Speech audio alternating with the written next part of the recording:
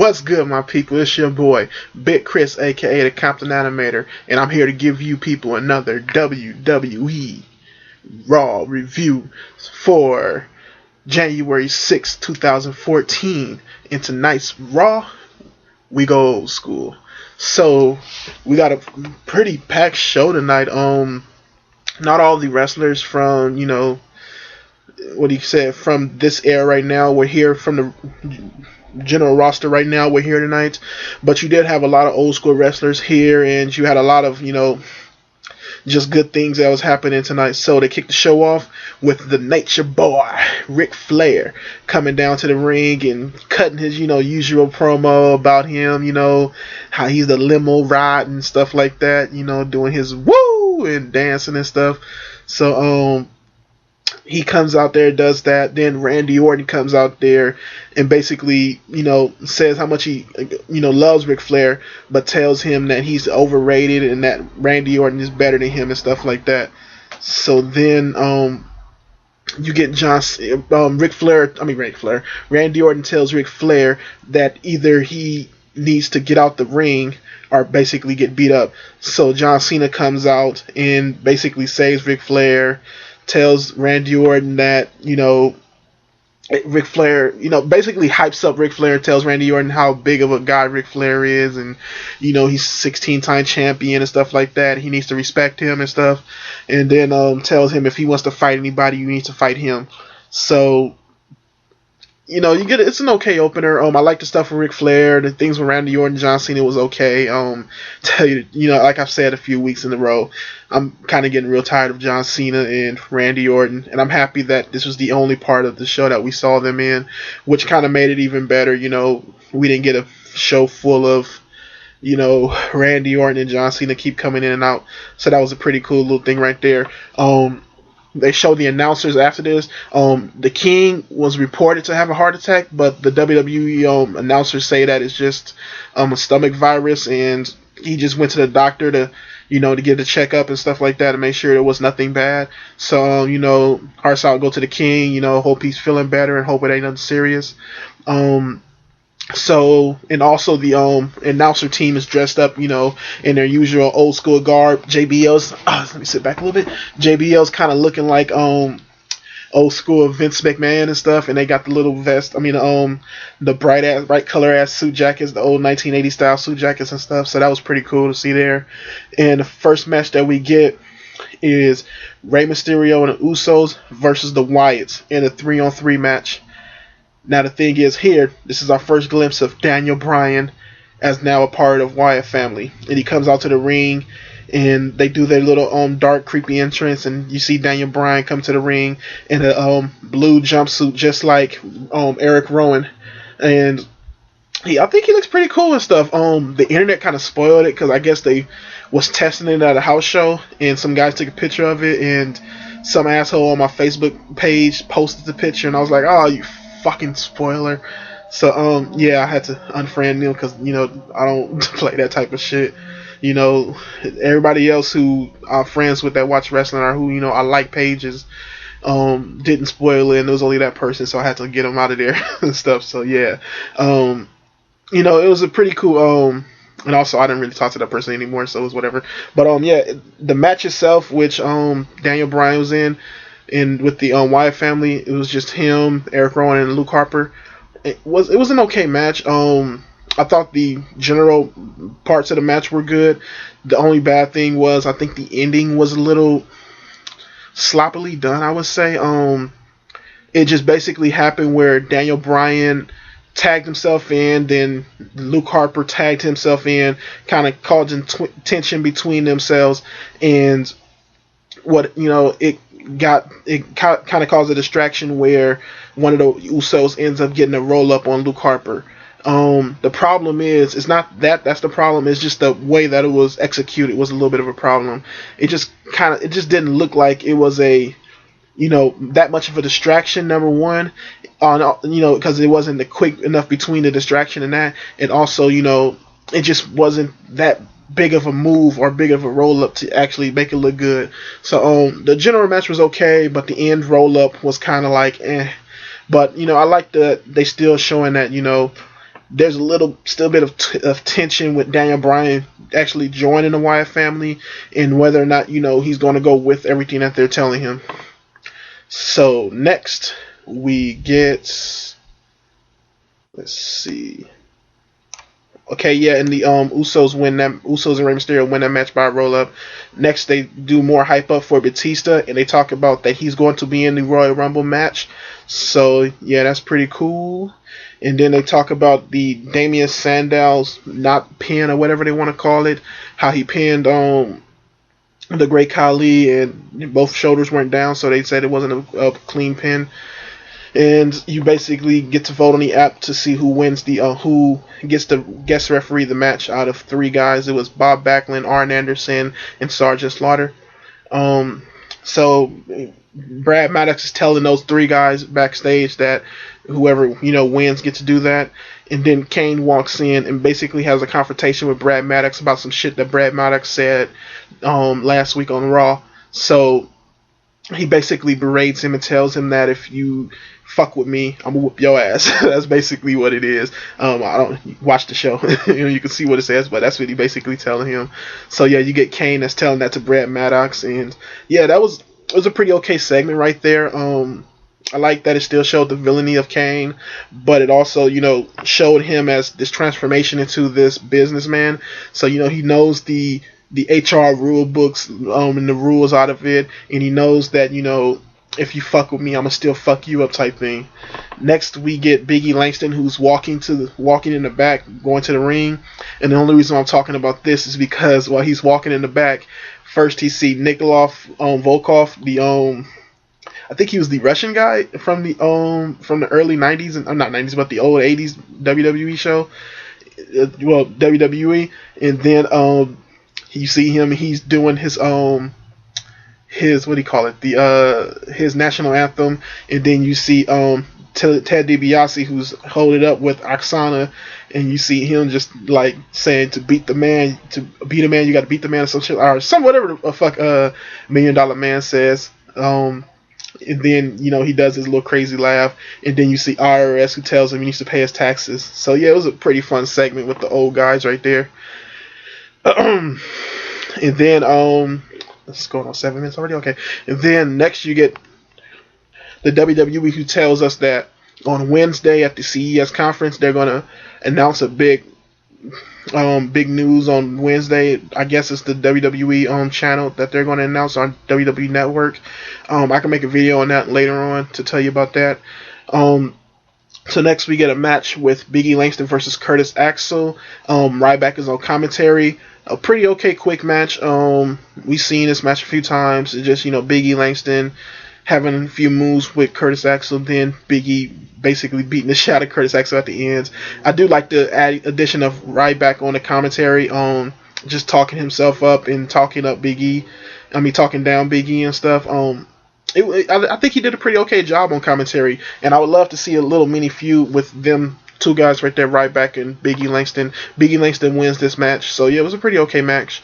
Next, we get Piper's Pit with Roddy Piper and the Shield.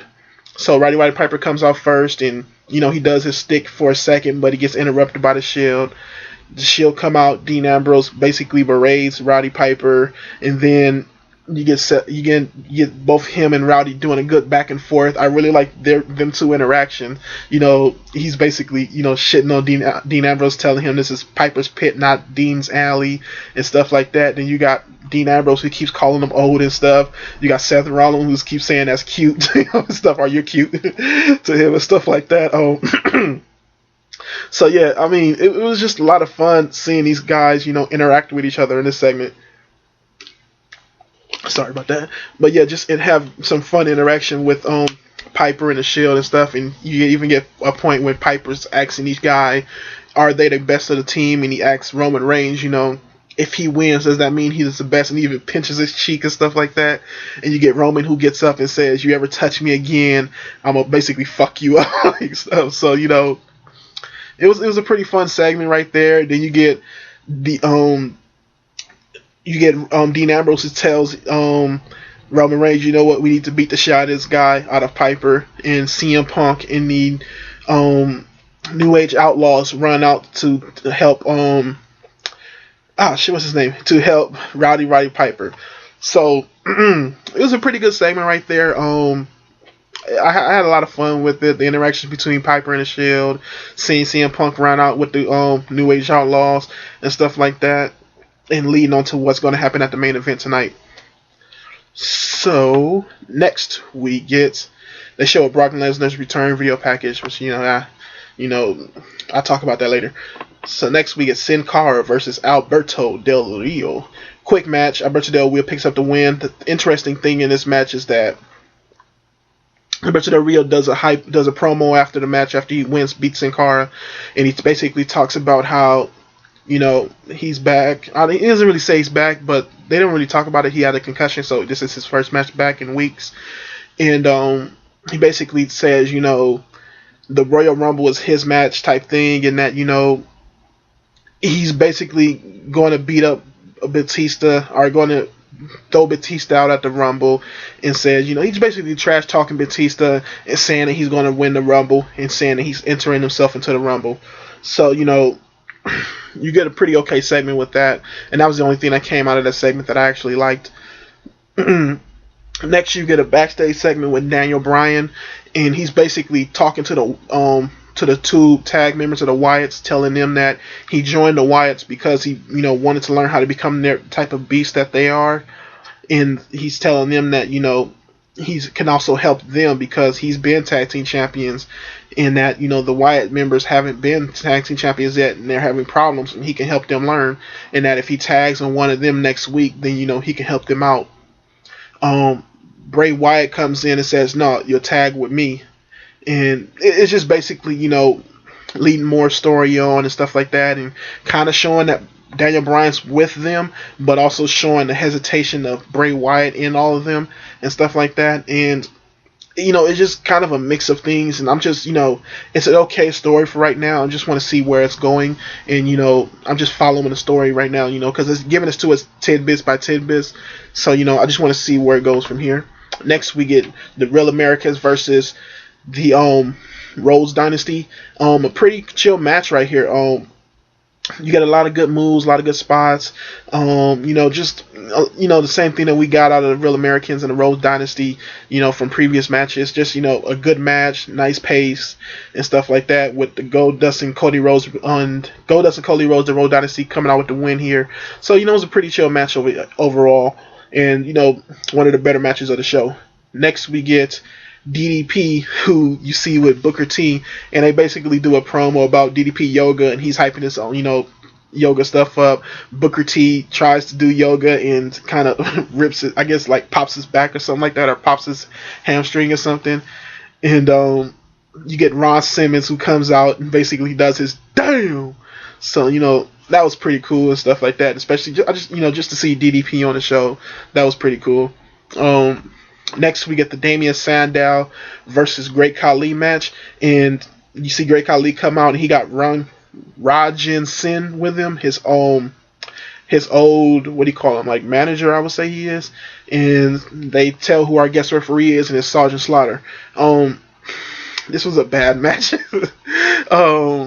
It was really nothing to it. It's just basically Sandow getting slapped a few times.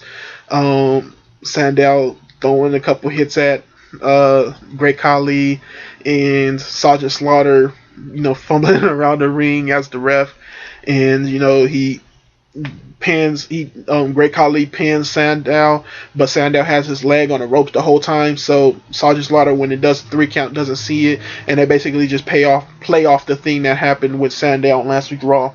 So now Sandow has been cheated out of a match as well, and the Great Khali wins that. So it was pretty bad, but it was okay to see it. And at the end of the match, after the match, Damian Sandow ends up getting the Cobra Clutch put on him, and that was pretty cool to see. And then you see Khali, Ranjit Singh, and Sergeant Slaughter dance at the end, so that was whatever. I didn't really care for that part. Next, we get Paul Heyman versus Paul Heyman and Brock Lesnar come out, and they basically cut a promo hyping up Brock Lesnar, telling them he's the self-proclaimed number one, and that, basically bashing the old school guys that are there, and saying the real old school guys are like, you know, guys like Stone Cold Steve Austin, who was the top of his game, and anybody in the locker room, he could kick their asses. So he's old school. That's old school to Brock Lesnar. So you get him basically hyping himself up and saying he's better than those other old school guys. So yeah, you get that, and after that they basically hype it up and say that anybody in the back can't beat Brock Lesnar. So Mark Henry comes out. And him and Brock Lesnar go at it and have a good fight, but Brock Lesnar ends up throwing him into that Kimura lock and breaks his arm, or does a little move to break his arm. They say that said that he broke his elbow at the end. So that part I thought was pretty chill. I thought the promo with Paul Heyman was pretty nice. I like seeing Brock Lesnar get hype and stuff. And then the whole arm break thing was pretty cool. Brock Lesnar proceeds to walk to the back, but Big Show comes out, and you see Big Show with the little skull cap on, and this is serious Big Show, the Big Show that I actually like. So he comes out there all mean and tough and stuff, and he gets in front of Brock Lesnar, and Brock Lesnar backs himself up into the ring. Big Show hops in the ring. Brock Lesnar gets out of the ring. Then Big Show standing there. Paul Heyman hops onto the apron and goes for the distraction. Brock Lesnar hops into the ring trying to get Big Show. Big Show catches him and throws him to the other side of the ring, and Brock Lesnar flies out the ring and shit. So basically showing how tough Big Show is, and that Brock Lesnar may have another guy that as big as him and that can probably beat him.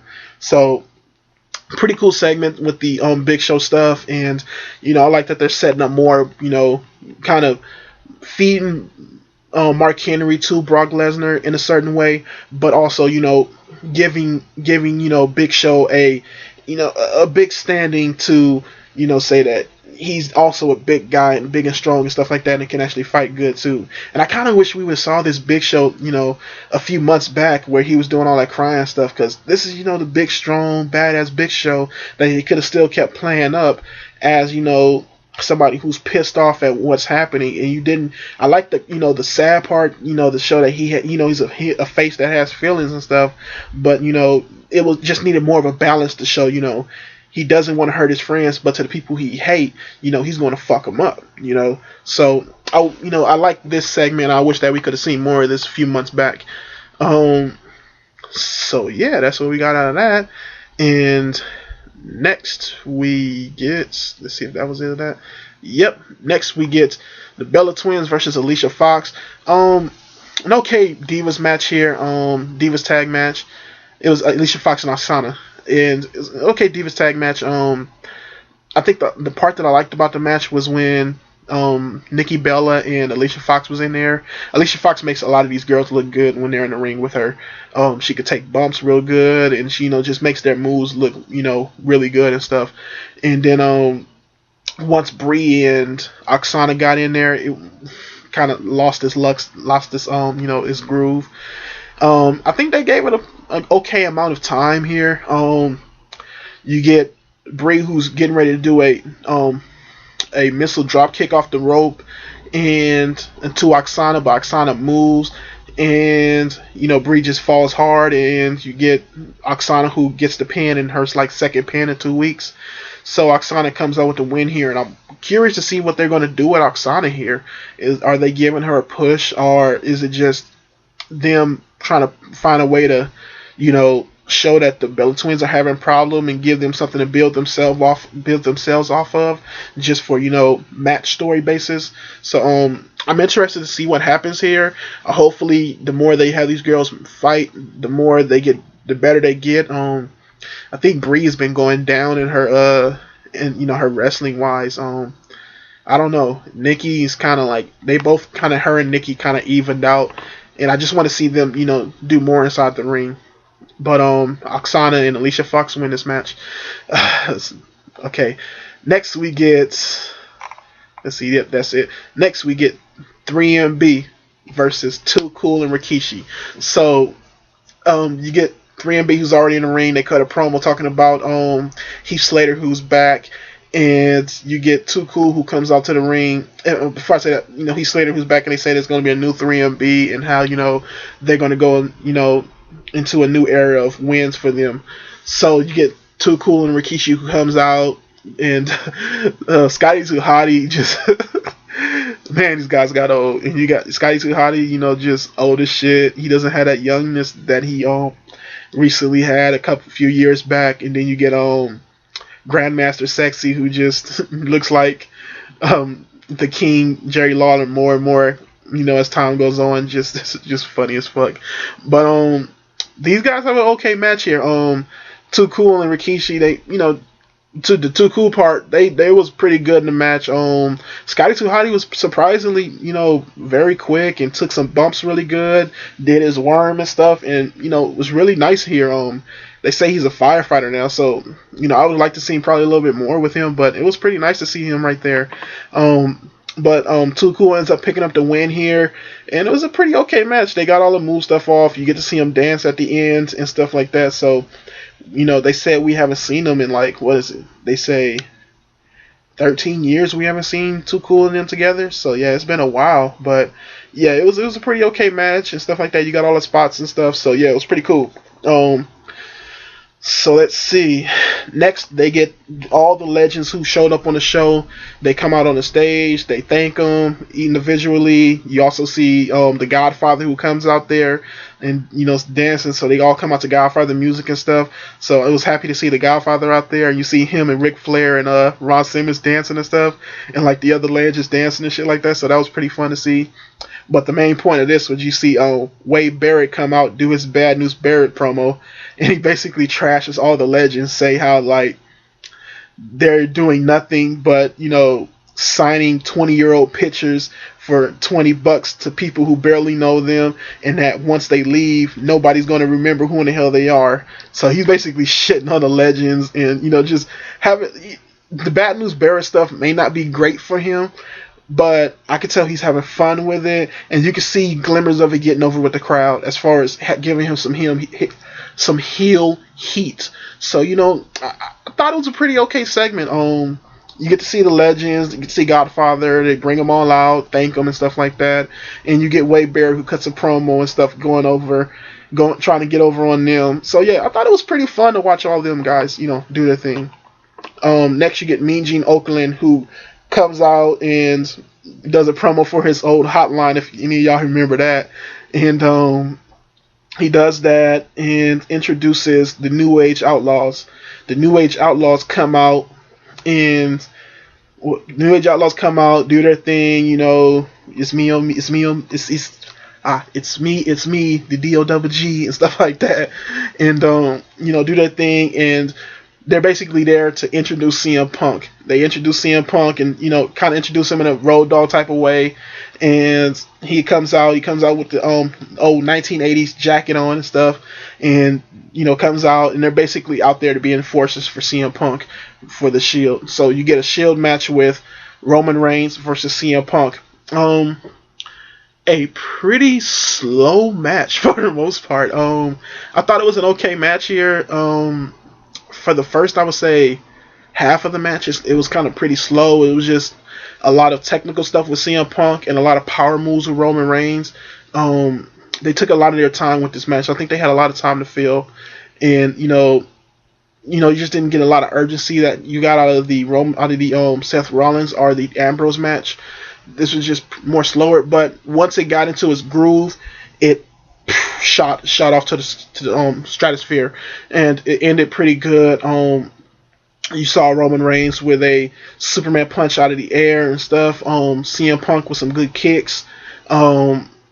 You got CM Punk doing a knee to the chin a few times, and the match ends with CM Punk knocking Dean Ambrose off of the ropes, and Roman Reigns hitting the spear onto CM Punk off of that distraction, and Roman Reigns picking up the win. So the Shield gets into. Oh, and you also had a lot of the interactions between Seth Rollins and Ambrose on the outside with the New Age Outlaws, and you even had a point in the match where all four of them basically get into it and knock each other out basically. So yeah, you get Roman Reigns who picks up the win, and only member of the Shield to pick up a win against CM Punk. And all hell breaks loose because Jake the Snake Roberts returns.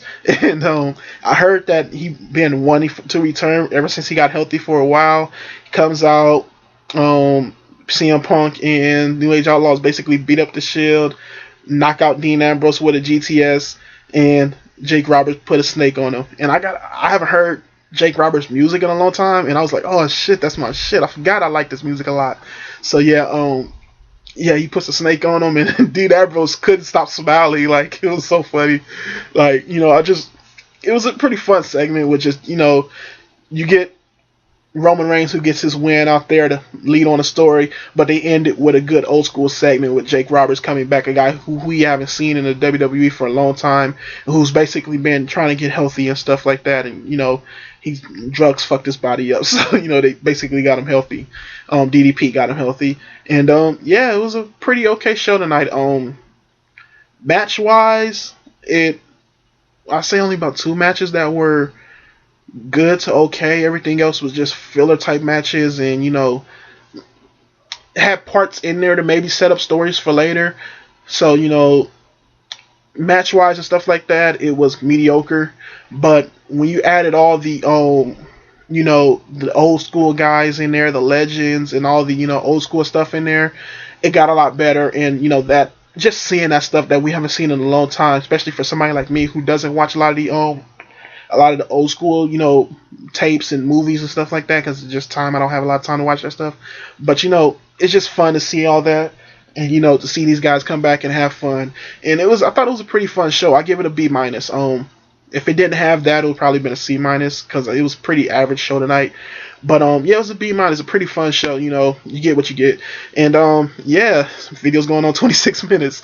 So, old school Raw. If you are into old school WWE, this is the Raw to watch. So yeah, B-. All my links to catch me is in the bottom description. Comment, like, subscribe. Peace.